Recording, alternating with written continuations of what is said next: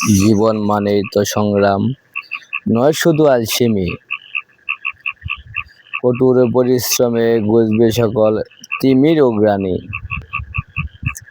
সামনের পানে চেয়ে চলো, তুচ্ছ করিয়া বাধা। সাফল্য তোমায় ধরা দিবেই, বুঝবে প্রাণের দাদা। উদার আকাশ ডাকছে তোমায় উচ্চ মস্তকে।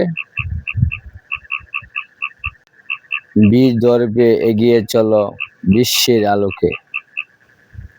শুভ সকাল। আজ সোমবার 16ই মার্চ 2026 খ্রিস্টাব্দ, দোসরা চৈত্র 1432 বঙ্গাব্দ, 26শে রমজান 1447 হিজরি। আজ বছরের 75তম দিন।